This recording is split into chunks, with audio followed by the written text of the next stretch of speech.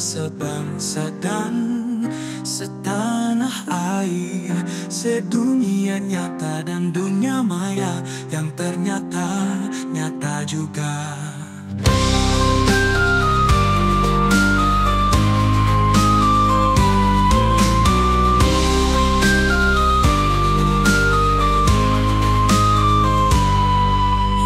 Kerimangan saya, pernyataan yang bebas sebagaimana dijamin konstitusi.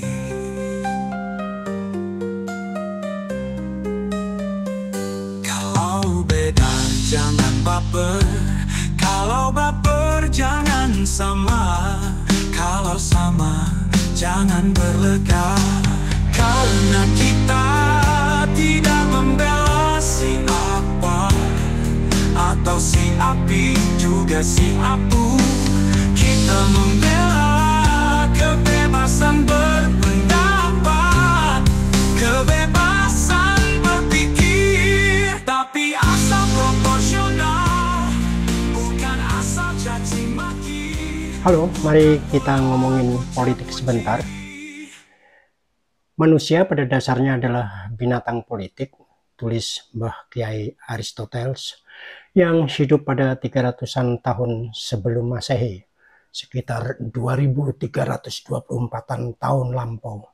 Tua banget, alias tua Bangka dan Belitung. Sayangnya, Mbah Kiai yang digambarkan berjenggot lebat itu tidak menjelaskan lebih jauh, bahkan lebih dekat pun tidak. Binatang itu terlalu jelas tidak jelas, karena ada yang bernama macan, ada singa, ada domba, ada bebek. Cobalah berkunjung ke kebun binatang di kota dan lihat nama serta jenis-jenis mereka di kandang masing-masing. Para ahli binatang telah bersepakat pula masing-masing binatang juga punya karakter berbeda-beda. Ada yang open mind, pendengar yang baik, ada pula yang liar, kejam, brutal, culas, greed lover, oportunis, pengkhianat. Ada yang bersuara ribut kayak bebek tetapi berkuak-kuak doang, suka membebek. Nggak ada bebek yang suka membiu, karena sebaliknya juga nggak ada pula biu yang suka membebek. Ada ular yang konon culas, apalagi ular beludak. Sementara burung pipit, burung cocomeo, burung emprit juga masuk dalam ranah fauna itu. Ada yang bersuara merdu, ada yang tidak, ada yang warna bulunya warna-warni indah, ada yang bulukan. Jadi, binatang politik yang mana yang dimaksudkan oleh Aristoteles itu? Watak kerbau saja di zaman akhir kuasa SBY pernah disebut-sebut binatang bernama kerbau sebagai personifikasi politikus yang gede tubuhnya doang, tapi lamban dan bodoh. Padahal menurut antropolog Dr. PM Laksono, kerbau adalah jembatan peradaban Nusantara. Tak ada kerbau, mungkin sejarah masa lalu tidak beranjak ke masa kini. Dalam perspektif antropologi, kerbau bukan binatang abal-abal dong. Itulah pentingnya sudut pandang. Apalagi sudut pandang antropologis yang tragisnya tak pernah disertakan oleh para penguasa kita dalam proses pembangunan, dalam proses transformasi sejak zaman Soeharto dan apalagi Jokowi. Jokowi mah paling banter menyertakan artis, influencer, bukannya seniman, apalagi budayawan. Artis dan seniman itu ternyata beda ranah. Sementara keluhan para bisnismen Jepang yang mau invest ke Indonesia, mereka tidak pernah mendapatkan data antropologis yang diperlukan berkait bisnis atau investasi mereka ke Indonesia. Maka kalau di Indonesia itu hanya dikangkangi elite politik, dikuasai dari jenis binatang politik yang kayak apa? Kayak macan, itu pun macan Asia atau macan ompong. Kayak ular koros yang palenya suka plunga-plungu atau ular beludak. Kalau Prabowo pernah menulis buku dengan judul Paradoks Indonesia, bagaimana pandangan gerombolan politikus yang keruntelan di Kim Plus yang sebetulnya notabene sudah bubar di tengah Pilkada serentak 2024 kemarin? Bagaimana mereka melihat kekalahan di Jakarta? Meskipun cuma satu-satunya, tapi kenapa justru di Jakarta? Itu menyakitkan, karena akhirnya Prabowo pun tak mau buru-buru hengkang ke IKN juga.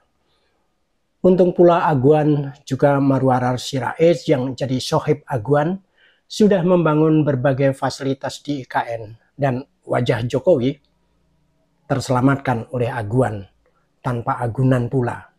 Kecuali PIK 2 mau dianggap sebagai agunan bagi Aguan. Karena dalam dunia kebinatangan mungkin juga ada binatang yang kasepuhan, tapi mungkin juga ada binatang yang kekanak-kanakan.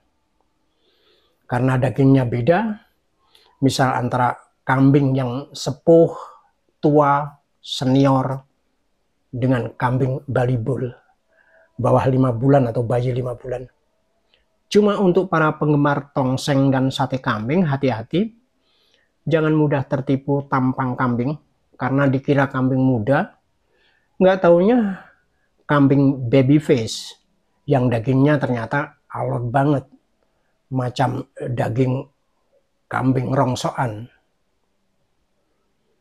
Dikiranya muda, lulusan luar negeri, progresif, nggak taunya kambing congek. Apalagi tidak jelas progresif dalam usia, tapi tua dalam dialektika, atau lulusan luar negeri tapi tidak jelas lulusan lembaga kursus atau sebetulnya hanya sekolah vokasional, kalau di Indonesia setingkat sekolah menengah kejuruan.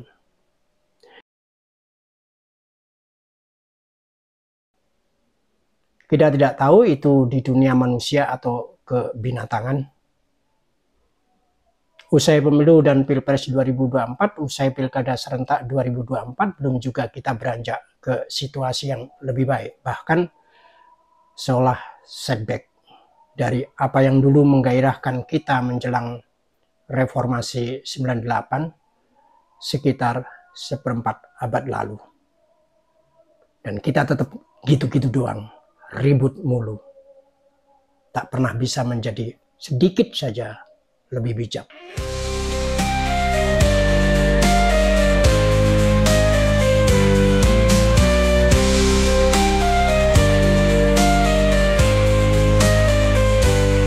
Karena kita cinta negeri ini, yang rakyatnya masih baperan dan pemimpinnya kelas emperan elitenya. Tidak